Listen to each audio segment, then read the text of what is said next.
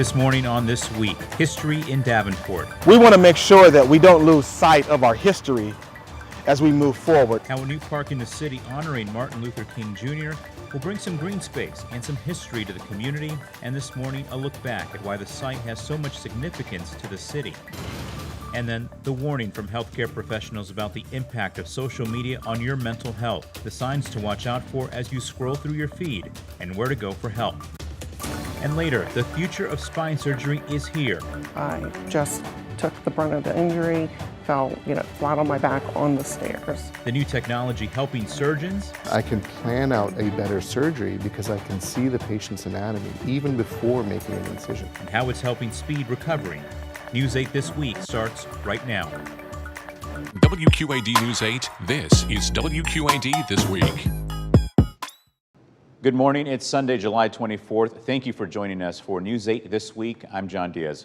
We start this morning with a historic area in Davenport, now one step closer to honoring the life and legacy of Dr. Martin Luther King Jr. A new park will be named in his honor. It's expected to be a green space with entertainment, exhibits, and a gathering place for the community. This week, News 8's Devin Brooks reports on how the plans are progressing.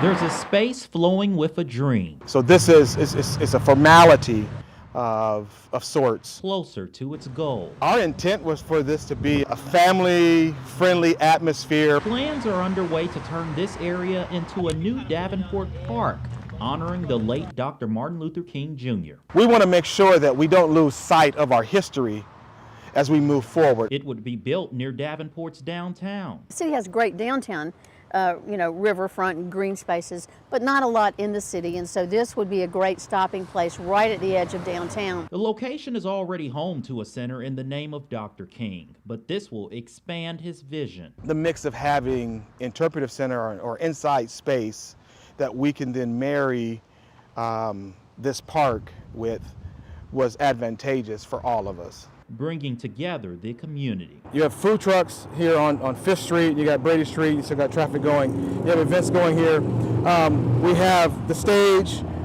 we have here the display boards. And organizers of the project say this is an historic plot of land. Not only will it be Davenport's first official memorial that honors Dr. King, but they say it's where the city's first black-owned business was built. We hope that this park becomes a venue, a place that we can have some of those serious and when I say difficult dialogues. To keep the dream flowing.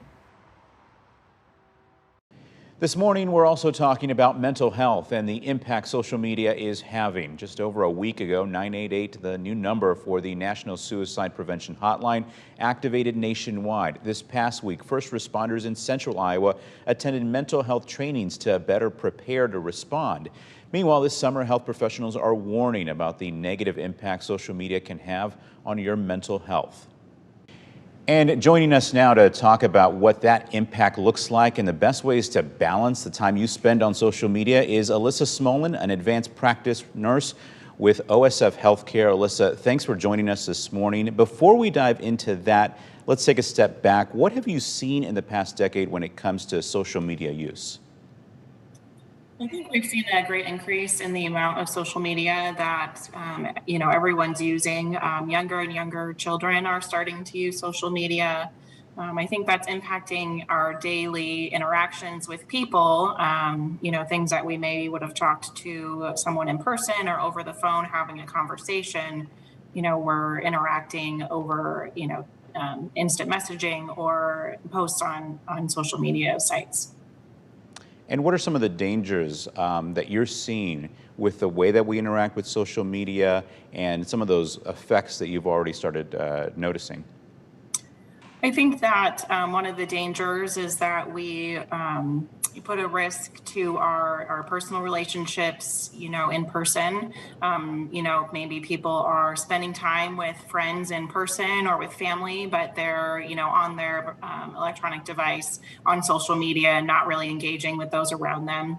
I think one thing that we need to be cautious of as well is remembering that when you're on social media, people post the highlights, the positive things. So you're not seeing their bad days when they're having, struggles.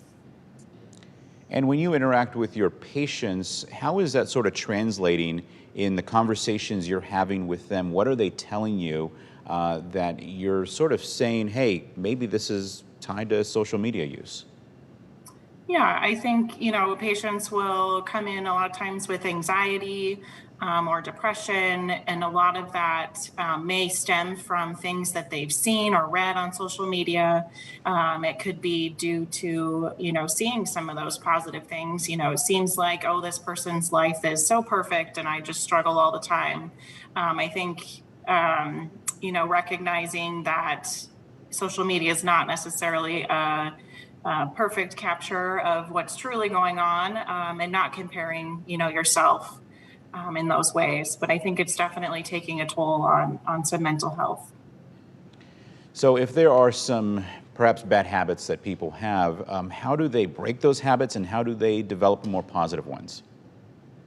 Yeah, I think it's important to recognize that social media does have advantages. You can connect with family or friends that you maybe don't see on a regular basis and stay updated in their lives. So I don't necessarily recommend cutting it out completely. I think, putting time limits on it, maybe limiting what devices you use it on, not having it on your phone, but using it, checking it on the computer to, check in with family and friends. Recognizing, when it's affecting you and making sure that you put limits and a stop on things. And perhaps most importantly, let's say someone is watching this, they say, hey, you know what, maybe I'm kind of feeling that way. How do they reach out for help if they want help? Yeah, I always recommend that the first step be to contact your primary care doctor or primary care provider. If you have one, make an appointment or make a phone call and talk with the nurse and just say, I'm having some difficulties and problems. They can help either get you an appointment, to connect you with some resources and support, or perhaps make recommendations for other resources in your area. All right, Alyssa Smolin with OSF Healthcare. Thank you so much for joining us this morning. Yes, thank you.